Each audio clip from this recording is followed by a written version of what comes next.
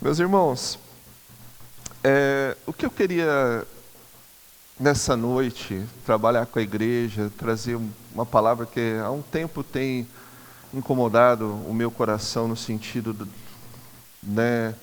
daquilo que eu tenho pensado, eu tenho refletido.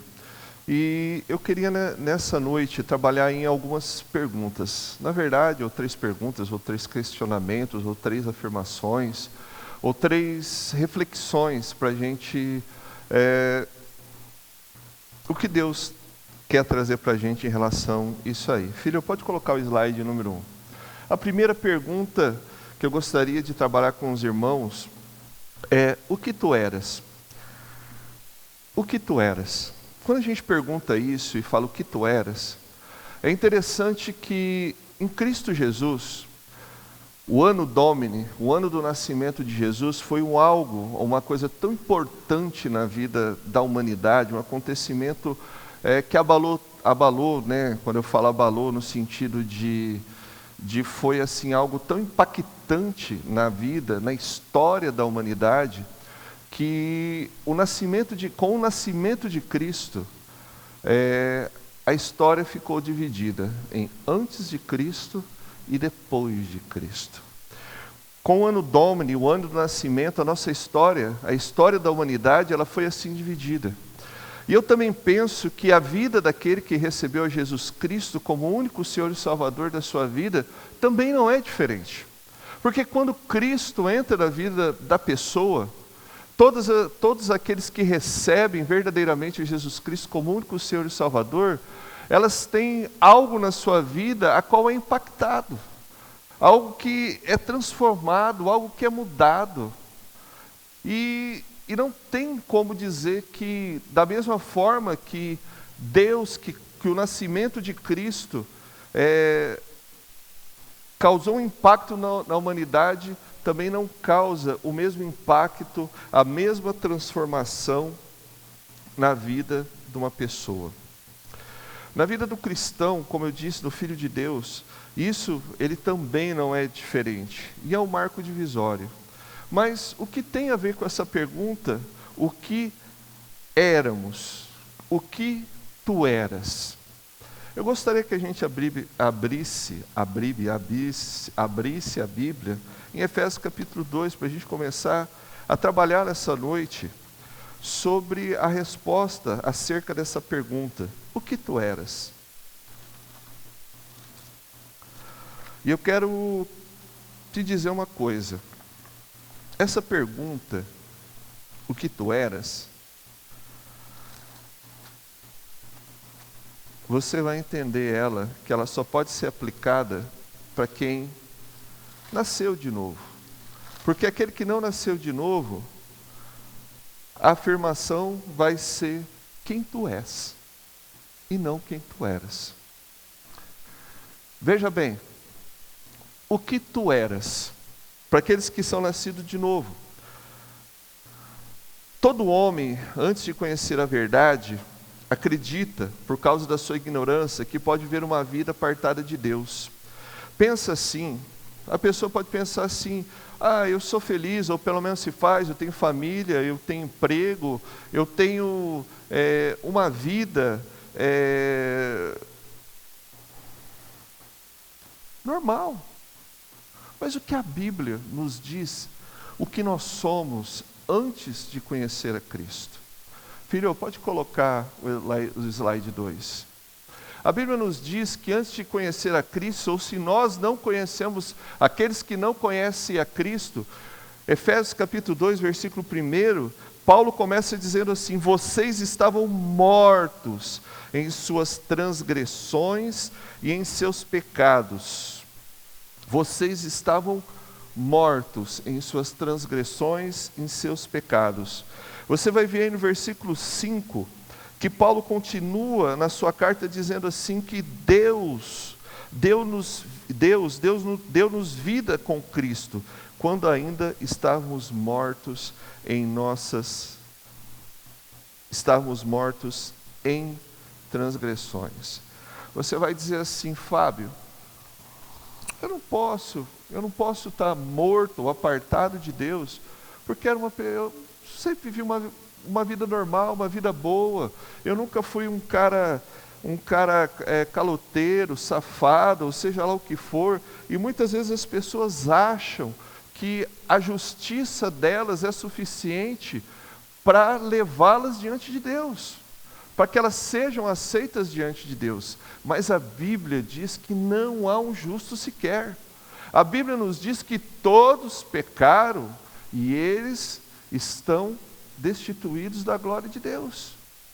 Todos. A pessoa mais íntegra, mais honesta que você conhece.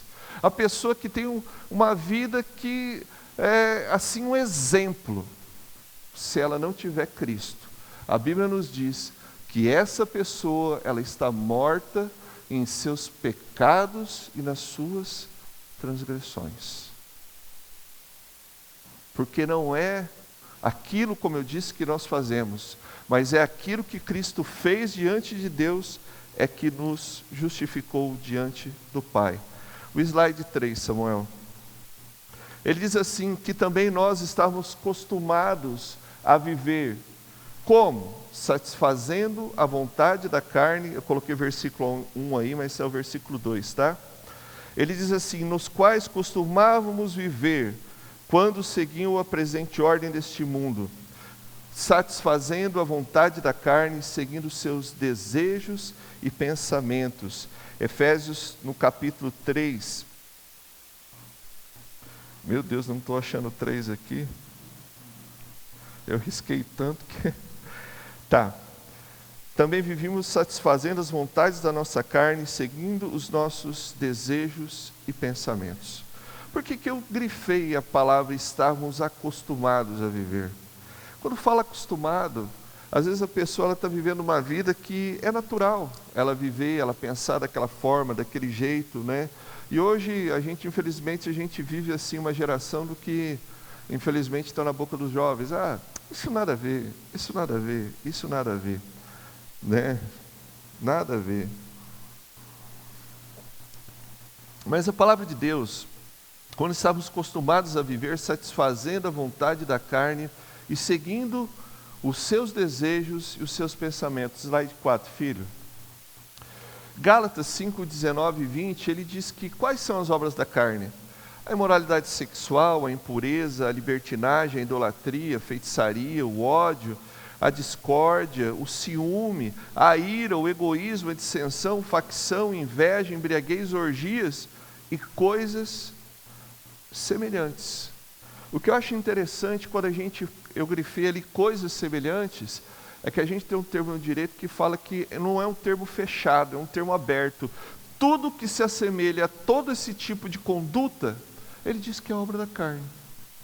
Ele diz que todas as pessoas que elas viviam, as obras da carne, elas são essas. Pode colocar o próximo slide, filho. Ele diz assim, eu coloquei alguns aí, eu vou pular, tá? Porque é bastante coisa. Fala sobre o termo... Nossa, ficou bem lá para cima. Né? Mas fala sobre a impureza, sobre a prostituição, porneia, que é pornografia, moralidade sexual. Né? Que também é usado o termo mocheia, é a fornicação, é o sexo entre as pessoas solteiras, a pornografia, prostituição. O outro termo usado é impureza, que são os pecados sexuais, atos pecaminosos, vícios, incluindo maus pensamentos e desejos. Está aí a referência bíblica para isso daí. A lascívia também, que é a sensualidade, a pessoa seguir suas próprias paixões. A idolatria, que muitas vezes as pessoas dizem assim, Fábio, eu não sou idólatra, irmão. Eu não sou idólatra. Mas a idolatria, ela tem um conceito muito maior do que você colocar um ídolo na sua frente, e você fazer algum tipo de reza, algum tipo de súplica para aquele ídolo. É tudo aquilo que você coloca na frente, no mesmo patamar ou acima de Deus na sua vida. Então, isso pode ser um pastor, isso pode ser um irmão, isso pode ser um marido, isso pode ser uma pessoa, isso pode ser um valor que você tem. O que é isso? Um valor. eu não abro mão da minha verdade pela verdade de Deus. É uma idolatria. Você está lá, a sua verdade, ela é maior do que a verdade de Deus. E quantas vezes o termo que nós colocamos muito é, eu não acho bem assim. O que você está dizendo? Pô, Deus está errado e eu estou certo. O eterno está errado e eu que sou limitado, eu estou certo. Continua assim. O próximo, filho. Inimizades. O termo também diz isso, intenções, ações fortemente hostis, antipatia, inimizade, porfia, oposição, luta, emulação, ressentimento de inveja, ira, peleja. E o último aqui, dissensão. São grupos divididos dentro da congregação, formando conluios egoístas que destroem a unidade da igreja. Pula um, filho. Vai no outro. Isso. A Bíblia também nos diz que nós estamos debaixo do domínio das trevas. Você fala assim, como? Eu nunca servi o diabo. Eu nunca gostei dele. Eu sempre fui um cara bom. Mas o texto nos diz que todo aquele que não tem Jesus Cristo como único Senhor e Salvador, ou a nossa condição anterior é essa, que seguiam a presente ordem deste mundo, e o príncipe do poder do ar, o espírito que agora está atuando naquele que vive, dos que vivem na desobediência. Colossenses 1:13 diz assim, e ele nos resgatou do domínio das trevas. Aquele que não tenha Jesus Cristo como único Senhor e Salvador da sua vida, por mais que a pessoa não aceite isso, essa é a verdade. A Bíblia nos afirma que existe dois senhores. Se você não serve a Cristo, serve quem? É muito lógico, né? Próximo, filho. A Bíblia nos diz que éramos inimigos de Deus. Versículo 14. Ele diz assim, portanto, lembre-se de que anteriormente vocês eram gentios por nascimento e chamados incircuncisão pelos que chamam circuncisão, feita pelo corpo, pelas mãos humanas, que naquele tempo... Tô bom, hein? Eu estou lendo o versículo, acho que eu estou lendo 14.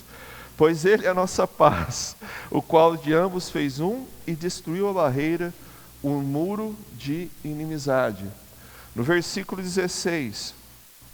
ele diz assim, e reconciliar com Deus os dois em um corpo por meio da cruz, pela qual ele destruiu, diz que Jesus Cristo destruiu a inimizade que existia entre o homem e Deus.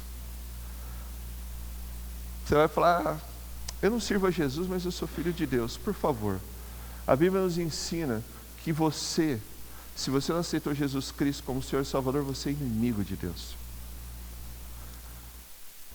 Se você aceitou, essa era a sua condição de inimizade. O próximo, filho. Sem esperança e sem Deus no mundo. Se aplica muito bem aquilo que nós estávamos falando. Não, eu tenho Deus. A Bíblia nos diz e nos assevera seguramente que a nossa condição anterior, antes de receber a Jesus Cristo como Senhor e Salvador, é sem esperança. Você imagina uma vida sem esperança e sem Deus no mundo?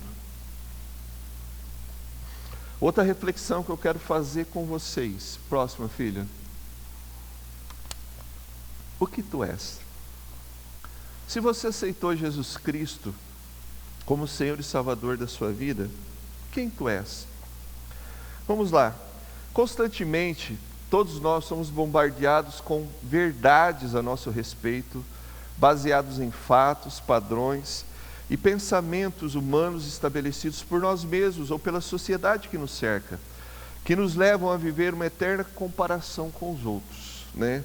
A gente vê que o nosso padrão hoje, da pessoa que não tem Cristo, e o mundo, às vezes, muitos cristãos querem ser assim, eu vou ser feliz se eu ser igual aquele youtuber, eu vou ser feliz se eu for igual o fulano, se eu for igual o ciclano, porque a vida dele é boa, a vida dele é maravilhosa.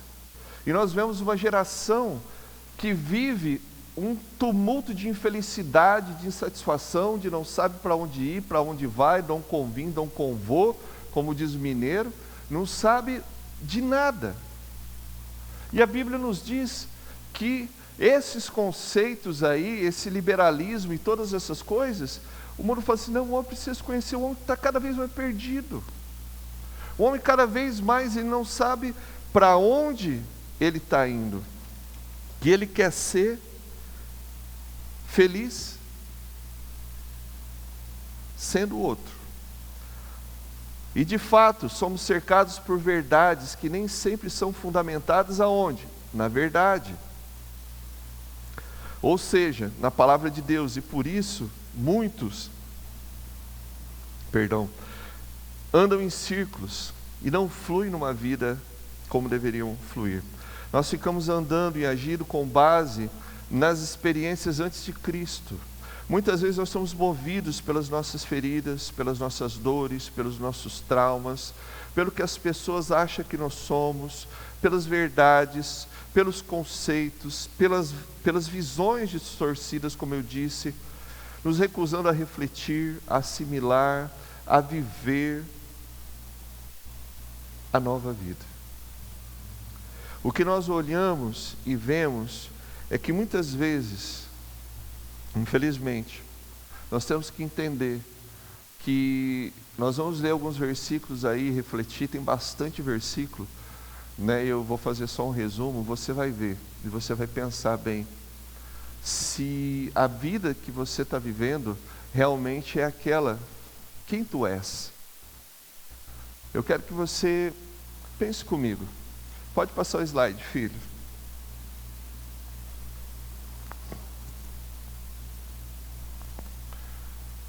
Tem bastante. Quando você recebeu Jesus Cristo, ou se você recebeu Jesus Cristo como único Senhor e Salvador nessa noite, a Bíblia nos diz que aqueles que recebem se tornam filhos e herdeiros de Deus. Obrigado, irmão. A água já está acabando e a boca não para de secar. Filhos e herdeiros de Deus. 1 João 3, 1, 2, Gálatas 4, 1, 17, 1, 7. Se você quiser anotar aí, depois você confere na sua casa. A Bíblia nos diz que você que recebeu Jesus Cristo como Senhor e Salvador, se tornou nova criatura. A Bíblia também nos diz em Êxodo que nós somos um tesouro particular de Deus. Êxodo 19, 5, 6. A palavra também nos diz que nós somos livres. Ué, vamos parar a pensar, se nós somos livres, então quer dizer que antes em Cristo, você achava que era livre? Na verdade você não era livre. E nós vimos os versículos anteriores que nos diz que nós não éramos livres. E a Bíblia nos afirma que em Cristo nós somos livres. A Bíblia também nos diz, em 1 Coríntios 6, 19 e 20, que nós somos templo do Espírito Santo. Também diz que nós somos amigos de Deus. Mais uma vez vamos voltar naquilo que nós vimos. Se éramos inimigos, agora nós nos tornamos amigos.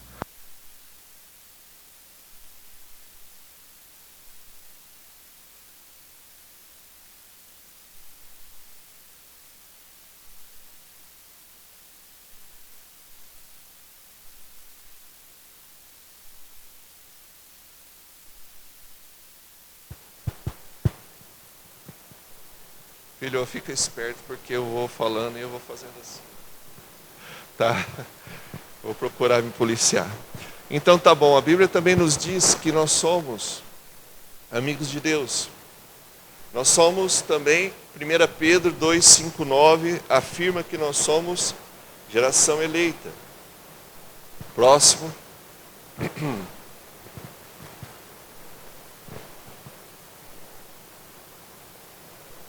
A Bíblia também, 1 Pedro também, que é muito rico, versículo 5, 1 Pedro 2, do 5 ao 9, também diz que nós somos nação santa.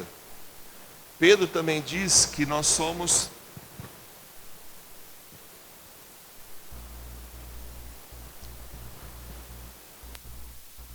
som.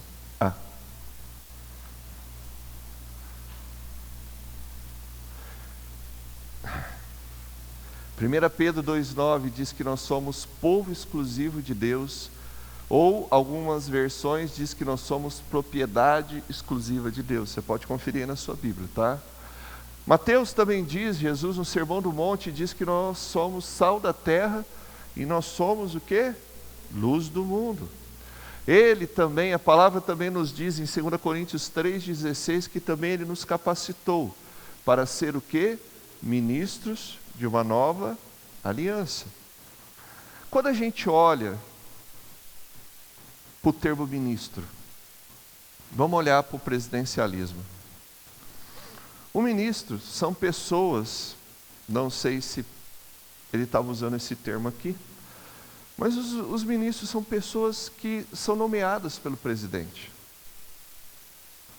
para estar ao seu lado, para ajudá-lo a governar, a representá-lo na nação, para levar estender as suas ideias, ser porta-voz das suas ideias, dos interesses da nação. E ele diz que nós somos ministros de uma nova aliança. 2 Coríntios 5:20 também diz que nós somos embaixadores de Cristo. O que é um embaixador? Embaixador é uma pessoa que representa uma nação num lugar estrangeiro. Nós temos várias embaixadas do Brasil no mundo, na Itália, nos Estados Unidos. Não, nos Estados Unidos não tem ainda, né? Ainda não tem. Então nós vemos o que faz e qual que é a função do embaixador. É representar os interesses da sua nação. O embaixador ele não está lá para representar os seus interesses, o embaixador não está lá para falar das coisas dele mesmo, ele está lá para representar os interesses da nação a qual ele faz parte. Ele não está lá para representar interesses pessoais. Ele está lá para representar os interesses da nação.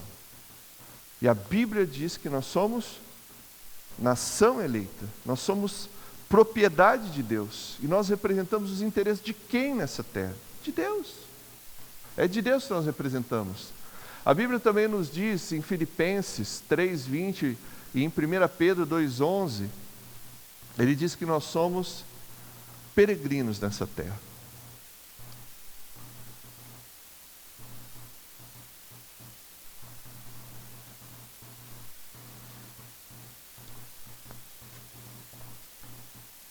A obra de Deus em nós, pode colocar o próximo, filho.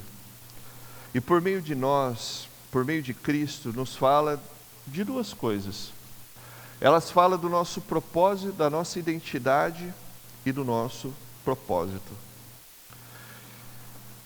A identidade fala daquilo que somos, do que acreditamos, dos nossos valores, é o ser. E todos esses versículos, eles falam aquilo que você é em Cristo. Você pode, desculpa a expressão, você pode ser um crente, um cristão que não acredita nisso. Mas é isso que a Bíblia nos diz e nos afirma a respeito de nós mesmos. A respeito de cada filho, fala assim: Fábio, mas eu não sou pastor, eu não tenho ministério. Isso não está atrelado ao ministério, isso não está atrelado à função, isso não está atrelado a nenhum ofício dentro da igreja. A Bíblia está dizendo que nós somos embaixadores, nós somos ministros, nós temos uma vida, que nós temos uma vida livre, que nós somos nação eleita, sacerdócio real. Isso não precisa, nós somos isso. A Bíblia diz que nós somos isso. Se você crê ou não crê, não muda nada, você é. E por isso que muitas vezes as pessoas elas vivem uma vida cristã acanhada, tacanha, porque elas estão baseadas naquilo que elas muitas vezes elas são. O velho homem. Por isso que a identidade fala daquilo que dos nossos valores, do nosso ser. Porque aquilo que você é, aquilo que você acredita, sua fé, os seus valores, o que você vive quando ninguém está vendo, o que ocupa o seu pensamento, vai te levar ou não para um propósito, de viver o propósito de Deus ou não nessa terra. O problema de nós, seres humanos, é que muitas vezes eles querem colocar o vinho novo no odre velho. Eles querem assim, eu quero viver uma nova vida em Cristo Jesus, mas eu quero o odre debaixo de um odre velho. Quer dizer, eu quero viver parcialmente aquilo que Cristo está falando.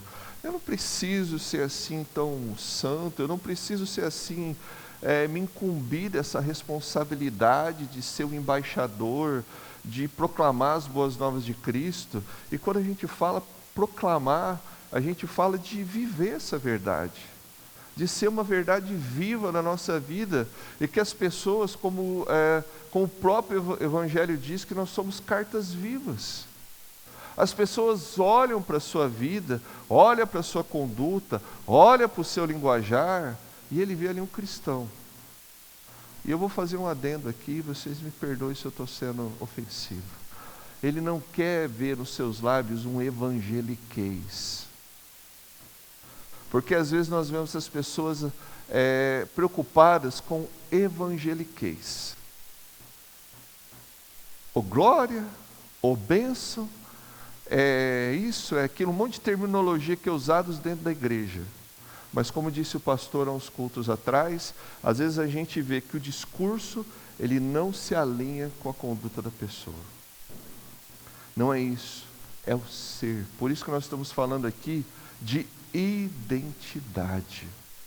Identidade é aquilo que você é em Cristo Jesus. É aquilo que você percebe, vê, almeja e fala assim, Deus é isso, então é isso que eu vou viver. É essa verdade que, porque me desculpe, Deus não veio aqui, Jesus não veio morrer na cruz para você mudar de igreja, de religião.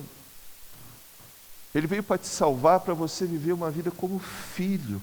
Essa identidade de filho, essa identidade do homem que está aqui, do homem, da mulher que está vivendo aqui, mas sabe que é peregrino nessa terra, e que está aqui de passagem, e sabe que tem essa incumbência de viver o Evangelho de tal maneira que outras vidas sejam salvas, sejam transformadas. As pessoas querem ser sal e luz, mas Jesus diz que se o sal, ele for contaminado, ele ficar sujo, para que ele serve?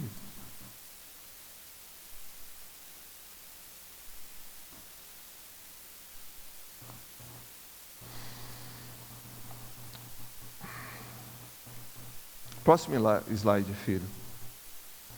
Por isso que Paulo, na mesma carta aos Efésios, ele diz assim, para que nós, próxima vez vou colocar o slide mais para baixo, porque esse daí não deu certo.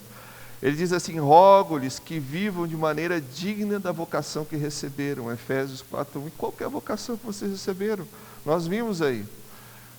Colossenses 1:10, Paulo também diz assim, para que vocês vivam de maneira digna do Senhor. Paulo ainda em Filipenses 1:27 diz assim, não importa o que aconteçam, exerçam a sua cidadania de maneira digna do Evangelho. 1 Tessalonicenses diz assim, exortando, consolando e dando testemunho para que vocês vivam de maneira digna de Deus, que os chamou para o seu reino e glória. 1 Tessalonicenses 2:12.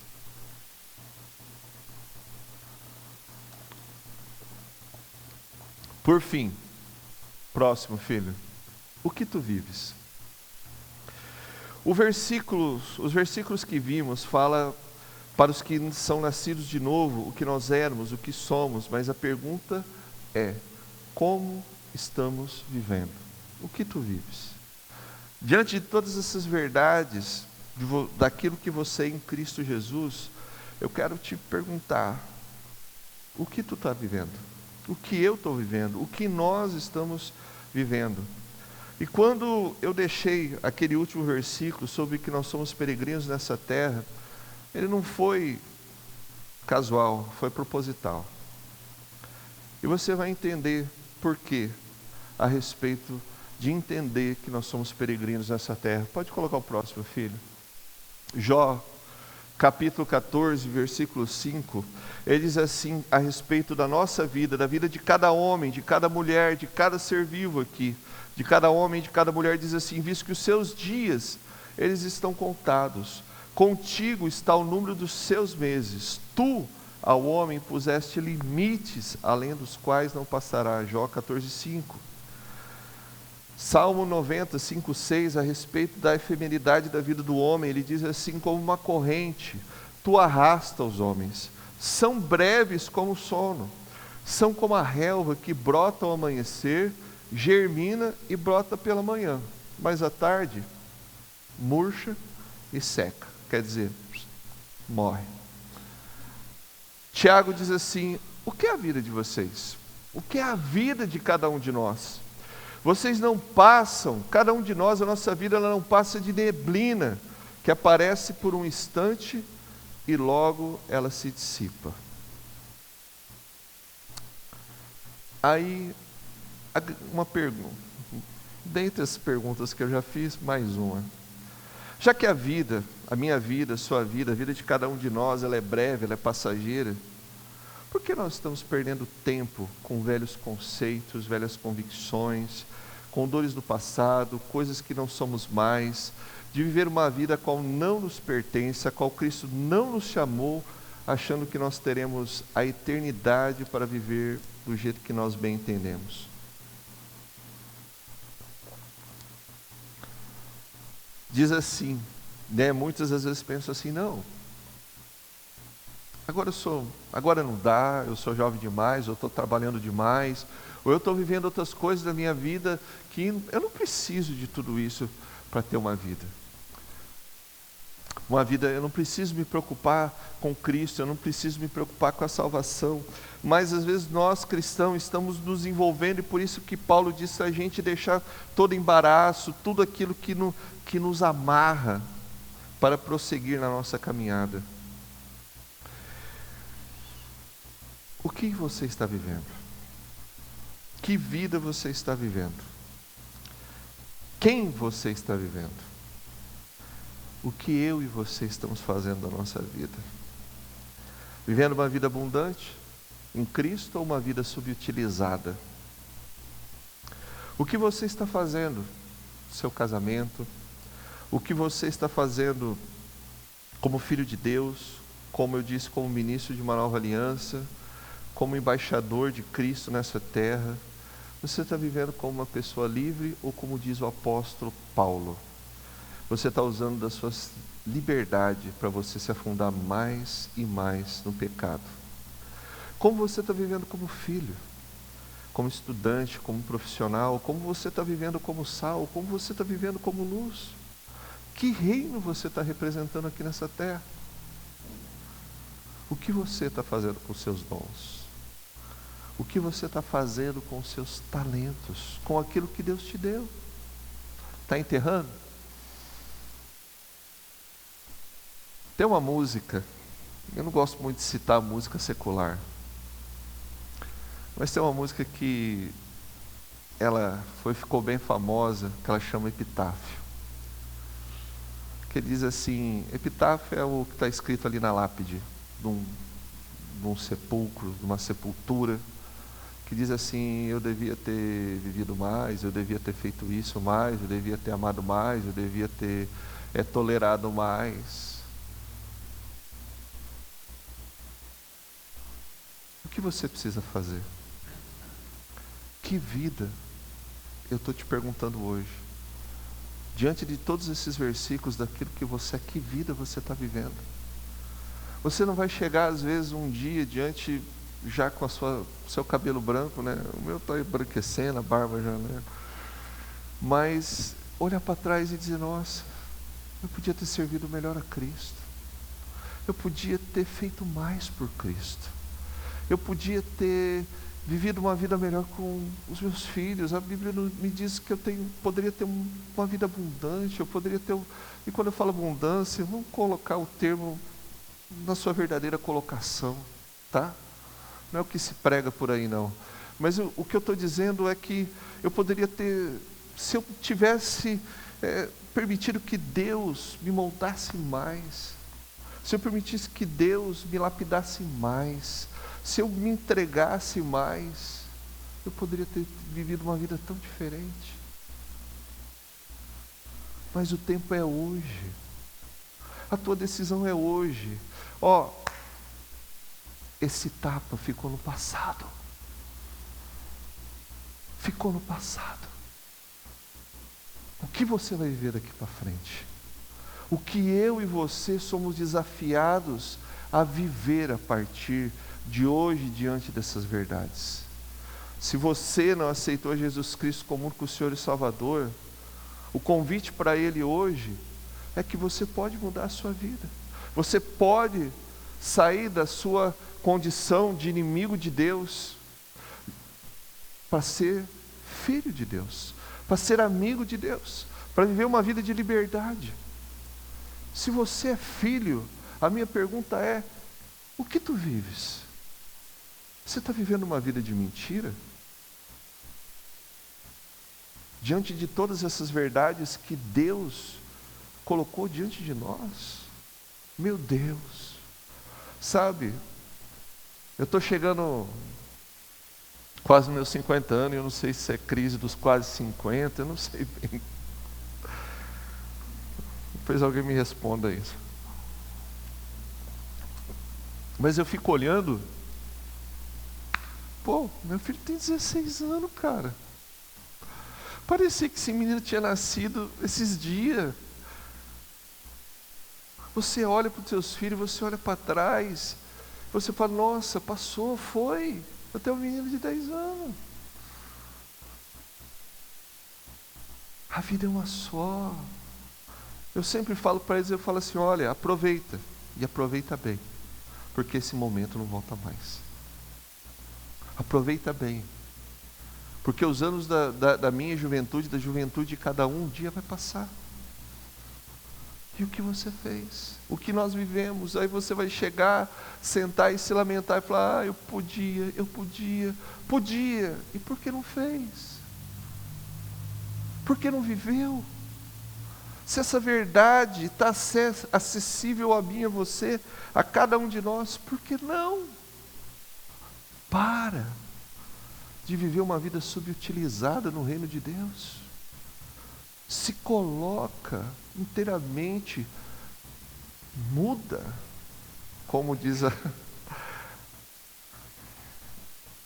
um desenho lá dos carros, lá, né? Aquele: se liberta, Stanley, se liberta. Vai viver a vida que Cristo tem para ti.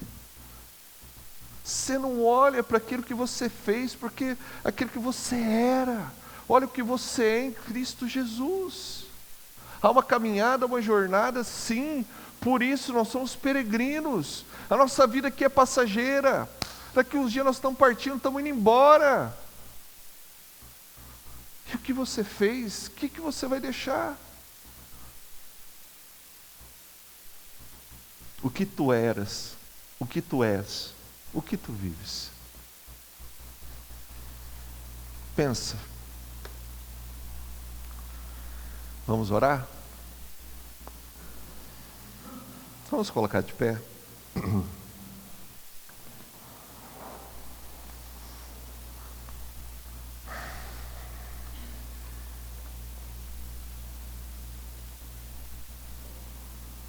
fechar nossos olhos.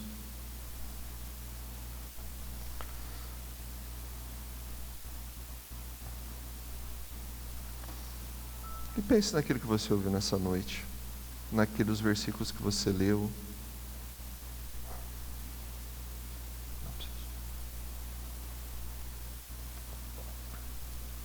O que tu eras, o que tu és e o que tu vives. Pai amado, nós estamos aqui como tua igreja, como teu povo. E nós estamos aqui, Senhor meu Deus, buscando a sua face e refletindo na nossa vida. Refletindo se nós estamos vivendo realmente uma vida, se nós realmente aceitamos a Jesus Cristo como único Senhor e Salvador da nossa vida, ou não. E se nós vivemos se tudo aquilo que o Senhor disse que nós somos, se nós estamos vivendo isso. Se nós estamos brincando, Senhor meu Deus, com a vida abundante que o Senhor nos deu, catando, Senhor meu Deus, às vezes o lixo, revirando às vezes ainda o lixo da mentira, Senhor meu Deus, para vivermos uma vida subutilizada, Senhor meu Deus, nas Tuas mãos. Mas, Senhor meu Deus, a Tua palavra diz que um dia nós vamos dar conta de tudo aquilo que o Senhor nos deu, de tudo aquilo que o Senhor tem colocado como possibilidade na nossa vida. E não é a possibilidade na nossa capacidade, é naquilo que o Teu Filho fez.